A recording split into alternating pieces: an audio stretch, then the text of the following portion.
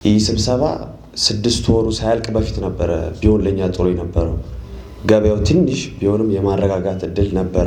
ቢሆን ኖሮ ከ6 ወር በፊት ቢሆን ኖሮ ህጉ ይወጣል በተባለ ሰዓት እኛን ቀድማችሁ ብታወያዩ፣ አምራች አካሉ ብታወያዩ አትሊስት በሰው ኃይልም ቦታ አግኝተንም የማምረት ኃይል አቅም ይኖረን ነበረ። ግን አሁንም ቢሆን አልረፈደም። እኛ ትልቁ ችግራችን አሁን ላይ የማምረቻ ቦታ ነው እና የጥሬ ዕቃ መወደድ ነው።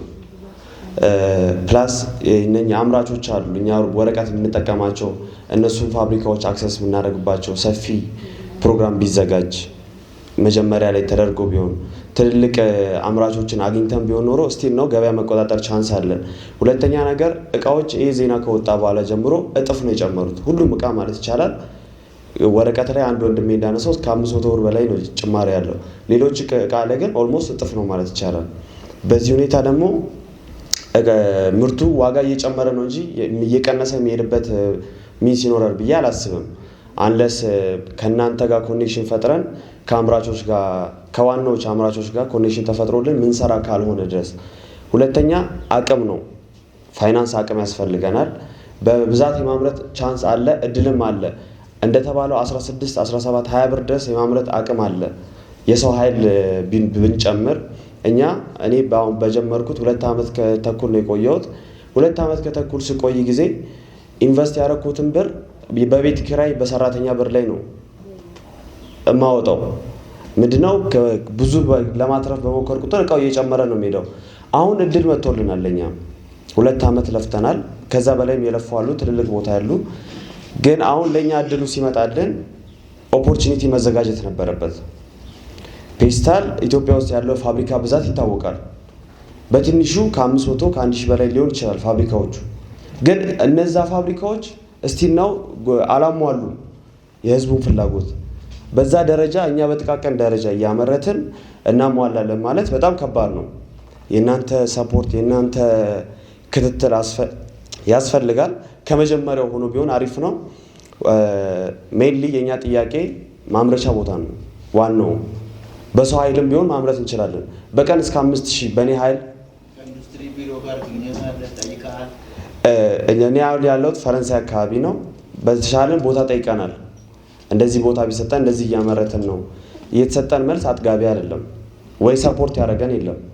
2 ዓመት ውስጥ ሰፖርት ለማድረግ ኢቭን ዞር ብሎ ያየን የለም። ስናመርት 2 ዓመት ማለት ፔስታል እየተመረተ ነው፣ እየታገልን ነው። ከዛ በላይ ቆዩ አሉ። ሶሉሽን ለኛ የሚያስፈልገን የማምረቻ ቦታ ነው ዋና። በሰው ኃይል ብዛት በቀን አንድ ሰው 500 ቢያመርት 10-20 ሰራተኛ ቢኖር በትንሹ እስከ 5000 ማምረት ይቻላል። አንድ ሰው አንድ ድርጅት ማለት ነው። ልክ እንደዛ ሁላችንም ሰፖርት ብንደረግ እንደ ማህበር ተጣምረን ህጉ ከመውጣቱ በፊት እኛን ሰብስባችሁ ማህበር አድርጋችሁ ቦታ ብትሰጡን ተደራጅተን ብንሰራ ማሽን ብናስመጣ። እኛ ማሽን ለማስመጣት በብድር ማስመጣት እንችላለን፣ ግን ቦታ ችግር ነው። ማሽን በትንሹ በሰዓት 80 የሚያመርት እስከ 16 ሚሊዮን 20 ሚሊዮን ነው ዋጋው። ግን ያን ለማምጣት ቦታ ያስፈልገናል። በብድር እኮ ማምጣት ይቻላል፣ ግን ቦታ ያስፈልገናል፣ መብራት ያስፈልገናል። እነዚህ አይነት ኢሹዎች ፊክስ ተደርጎ ወደዚህ ህግ ቢገባ ወደዚህ አስገዳጅነት ቢገባ ጥሩ ነው። አሁን ለኛ ከዚህ ህግ የተረፍነው ቢዝነሱ አለ፣ ስራው ይሰራል። ግን ትልቁ ችግር የዋጋ ጭማሪ ነው። አይኖ የጊዜ ጉዳይ ሊሆን ይችላል፣ ግን ደግሞ በዛ መሃል ህዝቡም እየተጎዳ ነው የሚሄደው። ያን ፊክስ ለማድረግ እኛን ቀድማችሁ ብታወያዩ አሪፍ ነበር። ዋናው ጥያቄያችን ግን ቦታ ነው። አሁንም ያለበትን ደረጃ በደንብ እንረዳለን። ምንድነው የፌስታልን የመተካት አቅሙ በጣም ከፍተኛ ነው። ፔፐር በዕለት ተዕለት ሽያጮች ላይ በሁሉም ግብይቶች ላይ ፔፐር ባግ ወሳኝ ነው። ግን የሚታዩ ችግሮች አሁን ላይ ፔፐር ባግን እንደመተካት እናስገባው የወረቀት ዋጋው ከፍ ብሏል፣ ሌላውም ነገር ከፍ ብሏል ይባላል። ግን መጀመሪያ ላይ የምንጠቀም ያለነው ወረቀት ትክክለኛ የፔፐር ባግ ወረቀት አይደለም። አሁን ችግሩ ምንድነው? የእውቀት ችግር አለብን። በጣም የእውቀት ክፍተት ችግር አለብን። ሁሉም በሶሻል ሚዲያ ላይ ፔፐር ባግ ለማምረት ይጥራል። ግን የምንጠቀምበት ወረቀት ለካርቶን የሚውለውን ወረቀት ነው። ካርቶን ለመስራት የሚያገለግለውን ወረቀት እኛ ለሾፒንግ ባግ እንጠቀምበታለን። ኦፍ ኮርስ ተቀራራቢነት ያለው ወረቀት ነው። ግን ራሱ በካርቶኑ ላይ እጥረት አለ። የአቅርቦት እጥረት ስላለ እኛ ኢትዮጵያ ውስጥ የምንጠቀምበት አገር ውስጥ የሚመረት ወረቀት አለ። እሱ ለካርቶኑ ፕሮዳክትም አልበቃም እና እኛ ካርቶንም እንሰራለን፣ ፔፐር ሾፒንግ ባግም እንሰራለን። ስለዚህ የመጣው ነገር ምንድነው? በቶን በብዙ ቶን ነው የምንገዛው። የሚመረትበት ፋብሪካ ካርቶን ለመስራት ስለሚፈልገው ከዛ ለፔፐር ባግ የሚውለው በጣም ጫፍ ላይ ሆኖ ትንሽ የሆነውን ነው የምንጠቀመው እና እኛ ማሽነሪዎች አሉን ፔፐር ባጉንም ሌሎችንም ለመስራት ማሽነሪዎች። አሁን ውዥንብር ነው የተፈጠረው፣ ከባድ ውዥንብር። አሁን በእነኚህ አገር ውስጥ በምናገኛቸው ወረቀት ፔፐር ባግን መተካት አንችልም።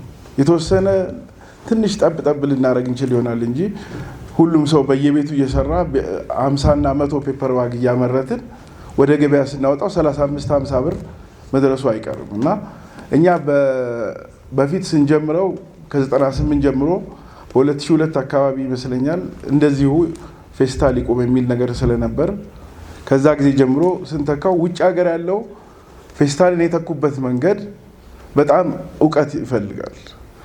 ግራሜጁ የወረቀቱ ታይፕ፣ የወረቀቱ አይነት፣ ያንን ወረቀት የሚያመርቱ ዓለም ላይ እነማን ናቸው የሚለው ነገር በጣም ጥናት ይፈልጋል። ይሄንንም ከህንዶቹና ከቻይኖቹ ጋር በጣም በቅርበት ነው የምንሰራው። ይሄንንም በማስ ለመተካት እየተነጋገርን ያለ ነው። እነሱ በምን አይነት መልኩ ነው እነኛን ወረቀቶች የምናገኛቸው? 12 ብር፣ 18 ብር፣ 20 ብር አንዱን ፔፐር ባግ ማውረድ ይቻላል። ዋጋውን በደንብ ማውረድ ይቻላል፣ ግን አቅርቦት ይጠይቃል። አሁን ማንሳት የምፈልገው ምንድነው በዚህ ስራ ላይ ያለው የመስሪያ ቦታዎችን ለማግኘት አንዳንድ እንቅስቃሴዎች አድርጌ ነበርና ስራና ክህሎት ሚኒስቴር በሚሄድበት ጊዜ ሲኦሲ ተጠይቄ ነበር እና እኔ ወደዚህ ሙያ የገባሁት የተማርኩት ሙያ ኢንቫይሮንመንታል ኢንጂነሪንግ ነው እና ኢኒሼት ያደረገኝ ከኢንቫይሮንመንት ጋር ያለውን የፌስታል በካይነት ነው እና ራሴን አሰልጥኜ ነው የዚህ ስራ ላይ የገባሁት። ከዛ አንጻር ሲኦሲ የሚሰጥ ተቋም ጋር ሄጄ በዚህ ሙያ እንዳልተዘጋጀ ነው የሰማሁት እና አሁን ምንድነው ለማለት የፈለኩት ይሄን የምናወራው ተኪ ምርት ጊዜያዊ ሳይሆን እንግዲህ ዘላቂ ነው የሚሆነው። ከዚህ በኋላ ሙሉ ለሙሉ ፌስታልን ልንተካ ነው እየተዘጋጀን ያለ ነው ወይም እየተሰራበት ያለው። ስለዚህ ቅድም ወንድሜ ቢኒያም እንዳለው ስታንዳርድ ሊኖረው ይገባል።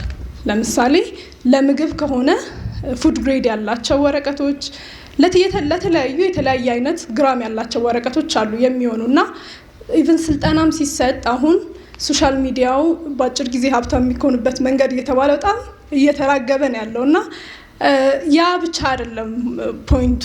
ማለት አሁን ገቢ ማግኘት አይደለም፣ እኛ ልናገኝ እንችላለን። ኦፍኮርስ በሰራንበት ልክ ማግኘታችንም ተገቢ ነው። ነገር ግን ማህበረሰባችንን ቤታችንን የሚጠቅም መሆን መቻል አለበት እና ዘላቂ መሆን መቻል አለበት። እውነት አሁን ሁሉም የሚያዘጋጀው ፔፐር ባግ እኩል ጥቅም ላይ እየዋለ ነው። ያ ማለት እኩል አገርን ማለት አካባቢን የሚጎዳ ነገር የለውም። በደንብ ሊታይ ይገባል ብዬ አምናለሁ። እና ደግሞ ኮፒ ማድረግ ከሰለጠኑ ካደጉ ሀገራት ኮፒ ማድረግ እነሱ አካባቢያችን በማይበክል መልኩ ራሳቸውን ቀይረዋል። እነሱን ወደዚህ ማምጣት መቻል። ብዙ ጊዜ እኛ ጋር ማለት ኮፒም ስናደርግ በደንብ ኮፒ አናደርግም፣ ከእውቀትም አንጻር አይደለም የምናደርገው እና በደንብ ሊታይ ይገባል። ከስራና ክህሎት ሚኒስቴር ጋር በመሆን እኔም የተወሰነ ነገሮችን ሄጃለሁ። ማለት ሊዘጋጅ ይገባል። አሁን ማሰብ ያለብን አሁን እዚህ ያለነውን በትንሽ መልኩ ሳይሆን ነገ ፋብሪካዎች ይኖራሉ፣ ብዙ ፋብሪካዎች ይመሰረታሉ። እነዛ ፋብሪካዎች ስታንዳርድ ይዘው ነው መስራት መቻል ያለባቸው። ያን ስታንዳርድ ደግሞ አሁን ነው መሰራት ያለበት። ፕላስቲክ ከረጢት ገበያ ውስጥ እያለ ተኪን ወደ ገበያ እናመጣለን የሚለውን ረጅም ጊዜ ተሞክሯል። ነገር ግን ያኛው በነፃ ሰው የሚወስደው ነገር እያለ ብክለትን የሚያደርስ ነገር ወይ ብክለቱን ኮንሲደር ላናደርገው እንችላለን። ግን ያኛው ምርት ገበያ ውስጥ እስካለ አማራጩ ወደ ገበያ መጥቶ ማንም ለሽያጭም አፎርደብል አይሆንም። እናንተ በደንብ የምታዩት በፊት ከነበረ አሁን የሽያጭ መጠናችን ወይም እነዚህ ተኪ ምርቶች ገበያ እያገኙ ነው እያገኙ አይደለም የሚለውን ነው። በተደጋጋሚ ጊዜ ሙከራዎች ተደርጓል። ግን ፕላስቲክ ከረጢት ገበያ ውስጥ እስካለ ድረስ ተኪ ምርቶችን ወደ ገበያ መጥቶ ለመሸጥ ሙከራ ማድረጉ የሚቻል አልሆነም፣ መሆን ስላልቻለ ነው። ምን ያህል እየሸጣችሁ ነው፣ አትራፊ ናችሁ የሚለውን በተደጋጋሚ ጊዜ ባደረግነው አሰስመንት ምንም አይነቱ ትርፋማ እንዳልሆነ አብዛኛው በዛ ደረጃ ትልልቅ እንትኖችም አሉ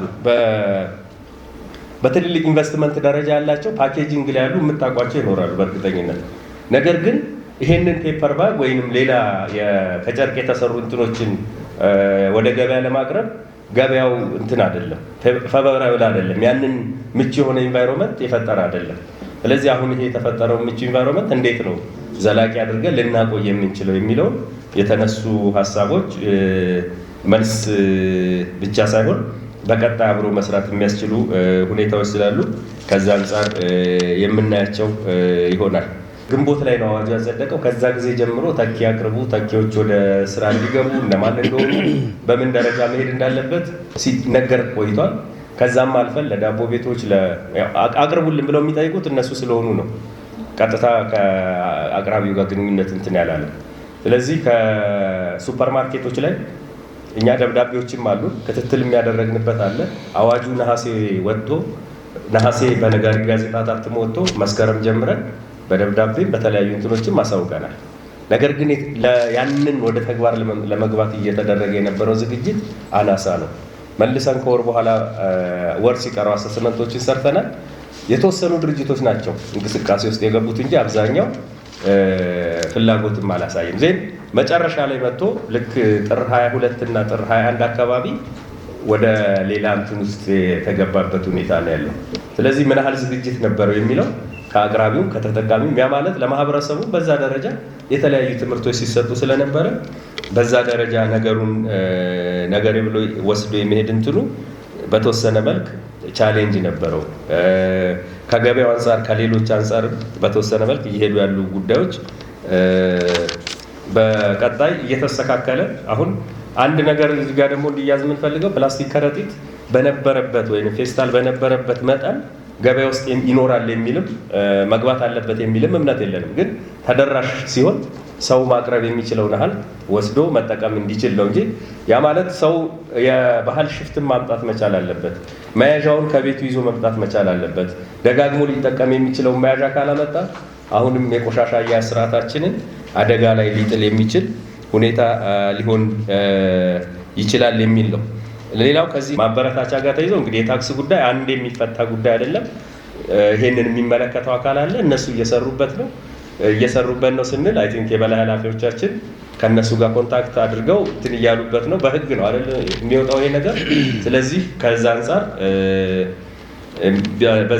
በዛ መልክ የሚሄድበትን ሌላው ከማሽንም አንጻር ምናልባት እንዲተከል ማበረታቻዎች፣ ሌሎች ጉዳዮችን በምን መልክ መሄድ አለባቸው የሚለውን ይሄንን ማበረታቻ መስጠት አለበት የሚለው በእኛ በኩል ሰፊ ውይይቶች ከሚመለከታቸው ጋር ገና ደግሞ መደረግ ካለበት ክፍተቶች ካሉ እነዛን ለይቶ እነዚህ ስላሉብን የሚለው በዛ መልክ ቢቀርብና ቢሄድ ሞር ተጨማሪ የሚሆንበት ሁኔታ ነው።